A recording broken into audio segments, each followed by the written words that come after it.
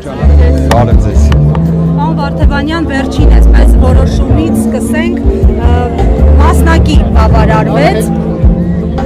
ամեն դեպքում դա էլ արդարացի չեք համարում, որն է արդարացի ելքը եւ որ դեպքում ականատես կլինեք, հաշվի առնելով պնդումները, որ սա բացառապես քաղաքական համատեքստ է։ Բնականաբար այն ելքը ընդունելի կլիներ, սիրելի գործընկերներ, եթե կալանքի ներկայացված միջնորդությունը, որը արդեն երկրորդ երկարաձգման միջնորդությունն էր, ընդհանրապես մերժվեր հիմնավոր կասկածի բացակայությամբ։ Իսկ այն, որ այս քրեական վարույթը ի վերջո կարճվելու է, մոռացվելու է, իր վախճանն է ունենալու, այդտեղ երկրորդ կարծիք չկա։ Դուք որ պատկերացնեք, ի վերջո դատարանը գտել է, որ հիմնավոր կասկածը 3 դրվագներից միայն մեկով է հաստատվել։ Եվ դա հայտնի հարցազրույցի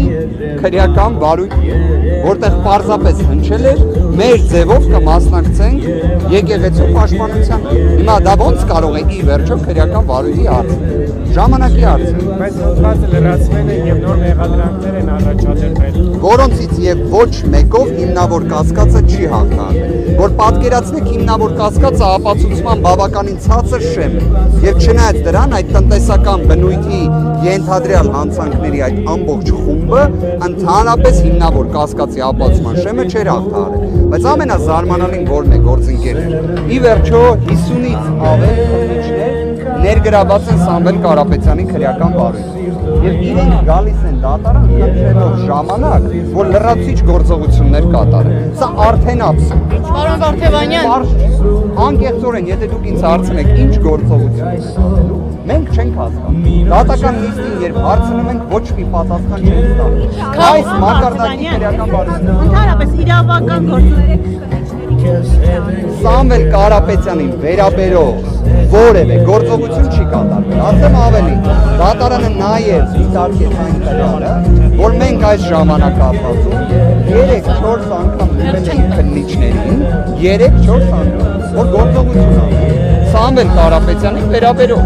չեն կատարել։ Դա դատարանում ևս գնահատվեց։ Պարոն Վարդևանյան, քաղբանտարկյալների թիվը այսօրին կարծեք ավելանում է, Ալեքսանդր Կոչուբաևը ձեր գործընկերը կալանավորվեց, ինչպես նաև այլ հոգևորականներ,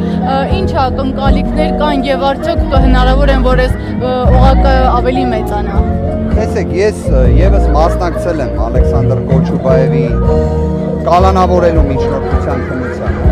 Ըստ էության կարող եմ հրապարակայնացնել այն, ինչ ասել եմ այդ դատական նիստի ընթացքում։ Իր կողմից կատարված գրառումը ինձ համար ընդունելի չէ։ Գիտեք,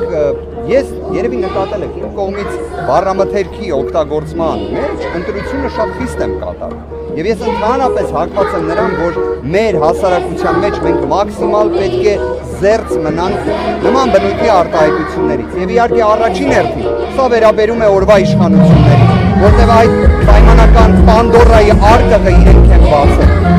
Արդյոք Կոչուբաևի արտահայտությունների մեջ կար որևէ հանցանքի ակնարկ։ Ոչ։ Արդյոք կար ոչ ընդունելի, անընդունելի տեքստում։ Այո, կարող է նաև այդպես ձևակերպել, բայց դա ինչ կապ ունի քրեական վարույթի, ինչ կապ ունի կալանքի, իհարկե կապ չունի։ Ցավոք սրտի մեծ մոտ կալանքը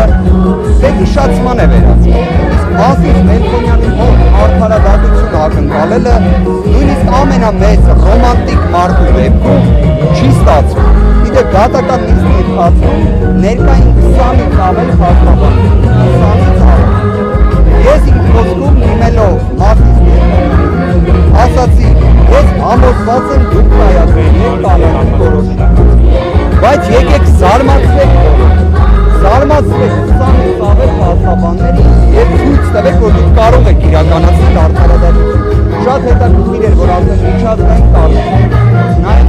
Մարմարի անկյունի պաշտպանի գրասենյակից հստակ գնահատականներ են հնչել ապօրինության վերաբերյալ։ Կրկին եմ ասում, ցավով մեզ մոտ քաղաքական հետապնդումները, կալանք բառը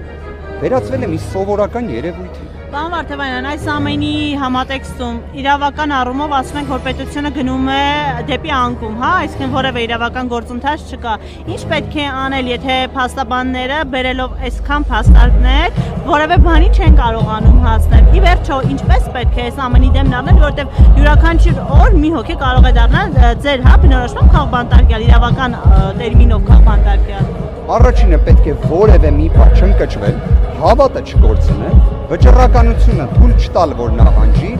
եւ իրականում իրավունքը գերակայելու է։ Ավելի ծանր վիճակներ միջազգային փորձը ցույց է տվել, բռնապետական որևէ մի վարքագիծ հավերժ չէ, արդյունավետ էլ չէ։ Հիմա տեսեք, ամեն դեպքում միջազգային հանրությունից արդեն որոշակի արձագանքներ կան։ Պայմանական մի քանի ամիս առաջ դա չկար։ Վստահ եմ, սա ձնագնդիկի էֆեկտ է։ Եվ իրավունքը այո գերակայել։ Ես եկեք հետևյալ կերպ պատասխանեմ, կարծում եմ մեր հայրենակիցներից, ներվից տվար զանգվածը, այս ժամանակահատվածում չի կարողանում քաղաքական գործընթացներից զերծ մնալ։ Այսինքն ես հենց դա էի ուզում պատասխանել։ Ես երբ պատգամավորական մանդատս վայր դրեցի, ես հետևյալ հայտարարությամբ հանդես եկա, որ ակտիվ քաղաքականությունը դադարեցնում է։ Արդյոք զերծ եմ մնացել որևէ մի հանրային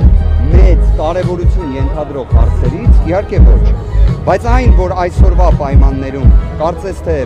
մեր բոլոր հայրենակիցներն էլ ուզեն չուզեն քաղաքական գործընթացների նկատմամբ անտարբեր լինել չեն կարող, դա եւս ակնհայտ է։ Կարծում եմ երևի ամփոփելով ձեր հարցադրման պատասխանս, առաջիկայում ես շատ մանրամասն դրա մասին կխոսեմ։ Ձեզ հարցնում կտեսնենք թե Հայաստան դաշինքում այլ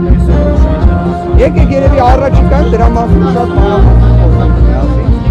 Խոստանում եմ նույնիսկ հենց առաջինը ձեր հետ խոսելու, քանի որ հիշում եմ, որ ժամանակի մի հարցի վերաբերյալ